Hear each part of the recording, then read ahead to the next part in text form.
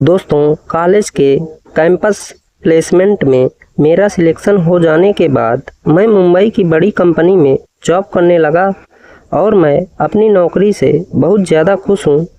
मेरे ऊपर ही घर की सारी जिम्मेदारी है क्योंकि पापा की तबीयत ठीक नहीं रहती है। जब से पापा की तबीयत खराब हुई है, उन्होंने भी नौकरी छोड़ दी है और मेरे ऊपर ही मेरी छोटी बहन की शादी की जिम्मेदारी है। मैं चाहता हूँ कि मेरी बहन की शादी में बड़े धूमधाम से करूँ। हालांकि मेरी जॉब अभी कुछ समय पहले ही लगी थी, लेकिन मैं चाहता था कि मेरी बहन का रिश्ता एक अच्छे घर में हो और पापा मम्मी भी यही चाहते थे।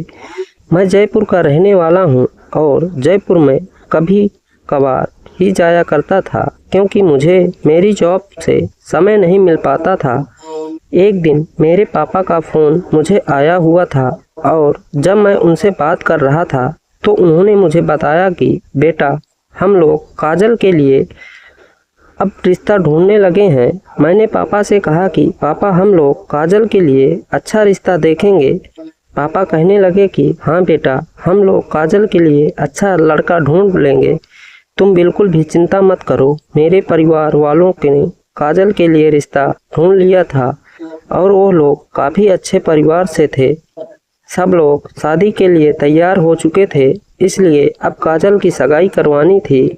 जब काजल की सगाई होनी थी तो मैंने ही उसकी सगाई का सारा खर्चा उठाया और काजल की सगाई बड़ी ही धूमधाम से हुई। काजल की सगाई भी हो चुकी थी और सब लोग चाहते थे कि जल्द से जल्द काजल की शादी हो जाए। मैंने भी पापा से कहा कि पापा, मैं चाहता हूँ कि काजल की शादी जल्द से जल्द हो जाए। पापा ने कहा कि हाँ बेटा, लेकिन उसके लिए हमें पैसों की ज़रूरत पड़ेगी। मैंने पापा से कहा कि उसकी आप बिल्कुल भी चिंता मत कीजिए, मैं सब कुछ मैनेज कर लूँगा। पापा को मुझ पर बहुत ज़्यादा भरोसा है और वो मुझ पर इतना ज़्यादा भरोसा करते हैं कि उन्होंने मुझे कहा कि हाँ बेटा, मुझे मालूम है कि तुम सब कुछ मैनेज कर लोगे। मैंने अपने दोस्तों की मदद ली। मेरे दोस्त जो कि मेरे साथ कॉलेज में पढ़ा करते थे, उन्होंने मेरी मदद की और मैं अब काजल की शादी धूमधाम से करवाना चाहता था। काजल की शादी में किसी भी प्रकार की कोई कमी न रह जाए, इसका मैंने पूरी तरीके से ध्यान रखा था और काजल की शादी बड़ी ही धूमधाम से हुई। हमारे सारे रिश्तेदार भी खुश थे और मैं भी काफ़ी खुश था कि अपनी बहन की शादी मैं धूमधाम से करवा पाया। अब काजल की शादी हो जाने के बाद कुछ समय तक मैं जयपुर में रहा। जब मैं उस दिन जयपुर से मुंबई वापस लौट रहा था तो मेरे दिमाग में सिर्फ यही ख्याल चल रहा था कि पापा मम्मी अब घर पर अकेले रह पाएंगे भी या नहीं। जब तक काजल थी तब तक वो लोग काजल के साथ ही रहा करते थे, लेकिन अब मुझे लगने लगा था कि मुझे उन्हें अपने साथ लेकर आना चाहिए। मैं अपने दिमाग में यही सोच रहा था कि तभी मेरे सामने वाली सीट पर मैंने देखा कि एक लड़की बहुत ज़्यादा परेशान दिखाई दे रही थी। मुझे उसे देखकर कुछ ठीक नहीं लग रहा था। काफ़ी देर तक तो मैंने उससे कुछ बात ही नहीं की, ना ही उससे आसपास में किसी से कुछ बात की। उसने अपना मोबाइल चार्जिंग पर लगाया तो मैं उसकी तरफ देखे जा रहा था। उसके चेहरे की परेशानी साफ नज़र आ रही थी। वो किसी न किसी बड़ी परेशानी से गुजर रही थी। तो मैंने सोचा कि क्यों ना मैं उससे बात करूं। मैंने उससे इस बारे में बात की तो उसने मुझे कहा कि नहीं, मैं ठीक हूं।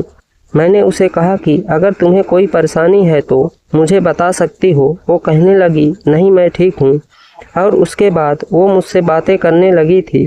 मुझे नहीं मालूम था कि वो मुंबई में ही रहती है, लेकिन जब वो मुंबई रेलवे स्टेशन पर उतरी तो मैंने उसे कहा कि उसको कहाँ जाना है। वो मुझे कहने लगी कि मुझे मेरी फ्रेंड के पास जाना है।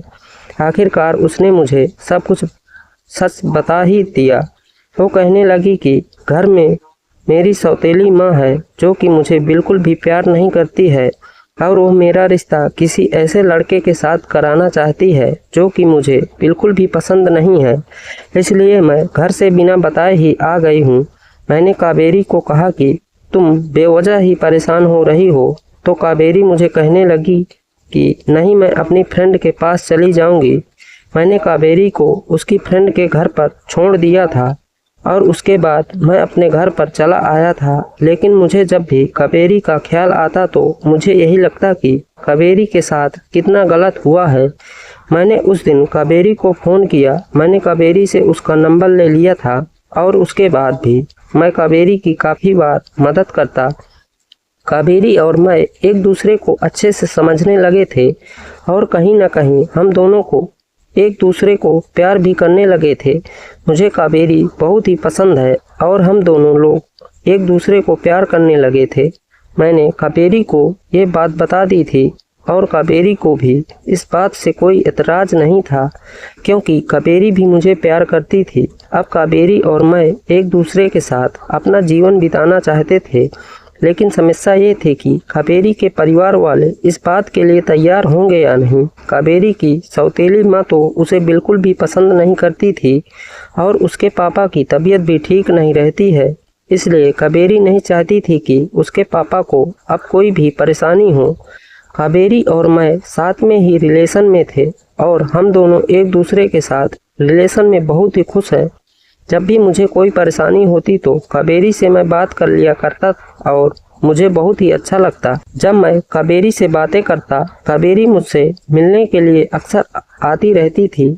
जब भी कावेरी मुझसे मिलने के लिए मेरे फ्लैट में आती, मुझे बहुत ही ज़्यादा अच्छा लगता था और कावेरी को भी काफ़ी अच्छा लगता था। जब भी हम दोनों साथ में होते, हम दोनों साथ समय बिताया करते थे। एक दिन कावेरी और मैं साथ में बैठे हुए थे। उस दिन हम दोनों आपस में बातें कर रहे थे। मैं उस दिन कावेरी से गर्मा गर्म बातें कर रहा था। और कावेरी ने उससे पहले कभी भी एक दूसरे को किस नहीं किया था, लेकिन ये पहला मौका था जब मैंने कावेरी के गालों पर अपना पहला सिग्नेचर किया। कावेरी को इस बात से कोई एतराज़ नहीं था। मुझे बहुत ही अच्छा लगा था।